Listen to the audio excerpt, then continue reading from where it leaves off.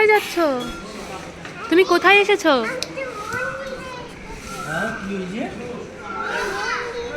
কোন মন্দিরে? কি ঠাকুর? আদ্যাপীঠ? আদ্যাপীঠ?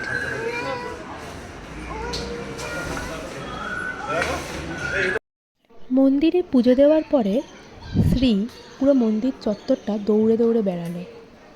খুব ওখানে আনন্দ করেছে। অ্যাকচুয়ালি আমাদের এখানে তো এত ফাঁকা জায়গা পায় না ও। খুব মজা করেছে।